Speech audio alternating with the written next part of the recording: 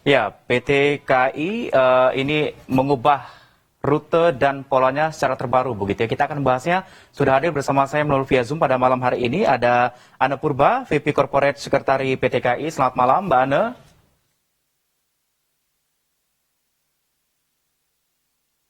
Oke, dan juga ada Bang Yayat Supriyatna, pengamat transportasi dan kebijakan publik. Selamat malam, Bang Yayat.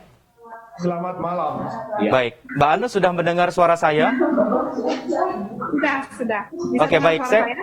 Saya ke Mbak Anne terlebih dahulu ya. Mbak Anne, ini apa yang terjadi semenjak Sabtu lalu, Mbak Anne, saat perubahan pola rute terbaru di komuter lain ini, sampai pada teriak ini minta kembalikan ke sistem yang lama. Bisa diceritakan kondisinya, Mbak Anne? Ya, jadi begini, dapat kita sampaikan ya bahwa hari Sabtu kemarin itu bukan gambaran transit yang sebenarnya yang sedang kita bangun, ya. Karena kan hari Sabtu itu adalah mulai pekerjaan mulai selesai itu di hari Sabtu, sehingga sesuai dengan SOP keselamatan ada pembatasan kecepatan masuk dan keluar stasiun Manggarai, sehingga ada beberapa yang dan itu bisa antisipasi dengan melakukan rekayasa pola operasi. KRL itu potong relasi, ya, sehingga ada beberapa waktu tunggu yang cukup lama yang mengakibatkan stasiun padat. Tapi setelah di hari kedua, ketiga, keempat, setelah tadi SOP untuk keselamatan ini bisa kami penuhi, ya, akhirnya untuk keterlambatan ini bisa diatasi. Bahkan setiap hari ini akan ada perubahan. Hari kedua kemarin di hari Minggu, mana ini pihak kita kan awalnya ini digunakan untuk bandara, tapi akhirnya kita bisa gunakan untuk komuter lain. Iya.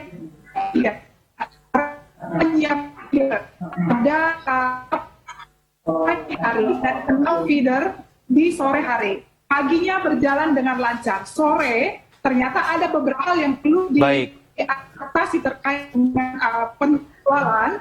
Akhirnya pada hari ini kami melakukan rekayasa pola operasi lagi dengan menyiapkan 12 feeder di sore hari, 6 feeder untuk dari Manggarai ke Angke, Bukit Duri PP, dan ada 6 feeder ke Bekasi. Akhirnya waktu tunggu dan penumpukan bisa diatasi. Jadi setiap hari ini akan kita adaptasi untuk pelayanan yang ada di stasiun Manggarai. Baik, Mbak Anne, ini kan kalau kita lihat gambaran dari hari Sabtu sampai dengan detik ini kan sepertinya di luar ekspektasi begitu ya. Terlihatnya seperti ramai begitu. Apakah memang sebelumnya sih sudah dilakukan seperti simulasi begitu, Mbak Anne, untuk mengantisipasi terjadinya kondisi yang sampai dengan saat ini gitu? Bagaimana sosialisasi sebelumnya? Iya, jadi begini, kita harus mengetahui ini dengan Dirjen Perkeretaapian ya dari Kementerian Perhubungan, bangun stasiun Manggarai ini bukan stasiun yang baru, bukan stasiun di mana kita bangun dari awal, tetapi stasiun Manggarai ini dibangun harus tetap menjalankan kereta api. Stasiun ini stasiun tersibuk, tapi harus ada pembangunan, gitu ya. Sehingga switch over yang kelima ini adalah 7 switch over totalnya. Ini yang switch over pertama sampai 4 ini kita sudah lalui. Switch over kelima ini pasti sudah kita sosialisasikan. Hanya di switch over kelima inilah perubahan besar itu terjadi. Karena kita sekarang sudah punya jalur yang di atas, ya layang, dan jalur yang di bawah. Yang memberi dampak semua kereta dari Bogor itu lewat layang menuju Cikini ke Jakarta Kota. Sementara yang dari Bekasi akan melayani jalur bawah, yang akan melayani Sudirman, Tanah Abang, dan yang lainnya. Sehingga crossingan, ini stasiun Manggarai akan ada 18 peron. Crossingan antara KRL dan ketika transit, ini bisa diselamatkan gitu ya. Bayangkan saja ketika ini tidak dibangun, kita harus turun di peron 1, harus nyebrang ke peron 10, keselamatannya ada di mana. Penumpang meningkat, frekuensi perjalanan kereta meningkat, sehingga solusi ini adalah solusi untuk kebaikan ke depan. Baik, Mbak Anne. Saya ke Bang Yayat terlebih dahulu. Bang Yayat, melihat kondisi seperti ini, keramaian di stasiun Manggarai, bagaimana Anda melihatnya? Apakah memang kesiapan dari stasiun Manggarai untuk menjadi sentral ini masih kurang siap begitu? Ya, sebagai penumpang KRL, saya pasti sering merasakan ketika saya harus berpindah di Manggarai, ketika saya menunggu lebih aja dari 5 menit, 10 menit, itu akumulasi penumpang akan bertambah banyak.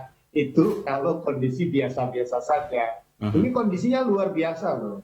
Yang menarik adalah begini, ketika switch over itu dilakukan, itu kan dalam ranah kebijakan publik akan dilakukan switch over. Dalam benak masyarakat itu, apa sih switch over itu, bagaimana prosesnya? Nah itu yang belum lengkap tertangkap.